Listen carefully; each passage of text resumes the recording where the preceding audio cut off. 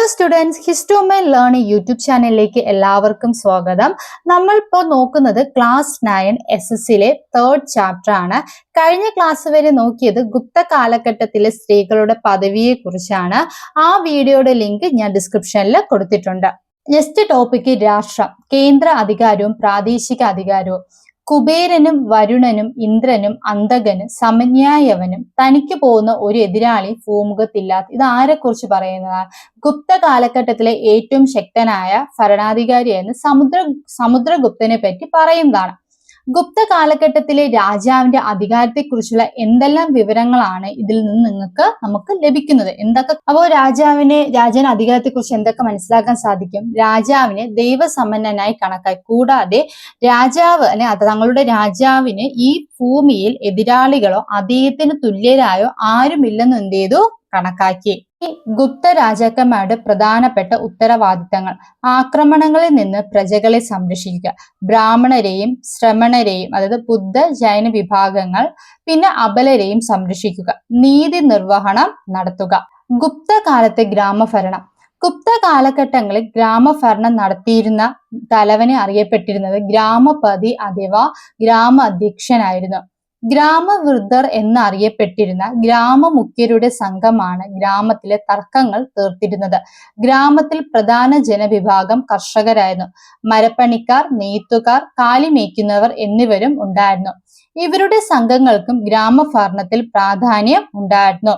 അപ്പൊ ഗ്രാമത്തിലെ പ്രധാനപ്പെട്ട ജനവിഭാഗം എന്ന് പറയുന്ന ആരായിരുന്നു? കർഷകരായിരുന്നു. ഗുപ്ത രാജാക്കന്മാർ കീഴടക്കിയ പ്രദേശങ്ങളിൽ അവിടെ നേരത്തെ ഭരിച്ചിരുന്ന രാജാക്കന്മാരെ തങ്ങളുടെ സാമന്തന്മാരായി കണക്കാക്കി തുടരാൻ അനുവദിച്ചു. അവർക്ക് സ്വയം ഭരണം നൽകി.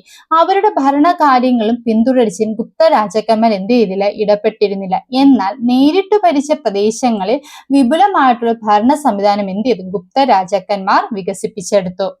പുരാതന കാലഘട്ടത്തിൽ ഇന്ത്യൻ രാജാക്കന്മാരുടെ നേട്ടങ്ങളെ കുറിച്ച് പ്രകീർത്തിക്കുവാൻ, മറ്റുള്ളവരിലേക്ക് എത്തിക്കാൻ കല്ലിൽ കൊത്തിവെച്ച ലിഖിതങ്ങളെയാണ് പ്രശസ്തികൾ എന്നറിയപ്പെട്ടത്. അതിൽ ഏറ്റവും ആദ്യത്തെ എന്ന് പറയുന്നത് 2ാം നൂറ്റാണ്ടിൽ കൊത്തിവെക്കപ്പെട്ട രുദ്രദാമന്റെ ജുനഗൺ പ്രശസ്തിയാണ്. അശോക ചക്രവർത്തിയുടെ ജുനഗൺ ശാസനത്തിന്റെ ഒരു ഭാഗത്തെയാണ് ഈ പ്രശസ്തി കൊത്തിവെച്ചിരിക്കുന്നത്. ഇതിന്റെ പ്രധാനപ്പെട്ട പ്രത്യേകത രാജാവിനെ പ്രശംസിക്കുക, അദ്ദേഹത്തിന്റെ യുദ്ധ നേട്ടങ്ങളെ പ്രകീർത്തിക്കുക. പ്രശസ്തികളുടെ എഴുത്തു രീതി പുതിയ രൂപത്തിൽ ദക്ഷിണേന്ത്യയിലെ ചോള, രാഷ്ട്രകൂട, ചാലൂക്യ, പല്ലവ രാജാക്കന്മാരും പിന്തുടർന്നിരുന്നു. അതിശോക്തി ഉണ്ടാകുമെന്ന് കുറച്ചും കൂടെ പൊലിപ്പിച്ച് എഴുതുമെങ്കിലും കുറച്ചുകൂടെ കൂട്ടി എഴുതുമെങ്കിലും ഒരു ഭരണകർത്താവിനെ പറ്റിയുള്ള ചരിത്ര രേഖകൾ മനസ്സിലാക്കാൻ ഇത് നമ്മളെ സഹായിക്കുന്നു. ഇനി എന്താണ് പ്രയാഗ പ്രശസ്തി?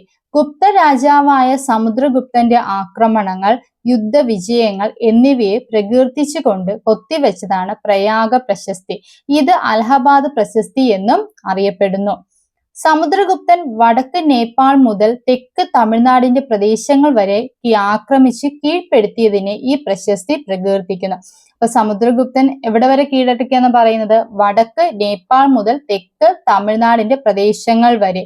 ഗുപ്ത സദസ്സിലെ രാജകവിയായിരുന്ന ഹരിസേനനാണ് സംസ്കൃത ഭാഷയിൽ ഈ പ്രശസ്തി എഴുതിയത്.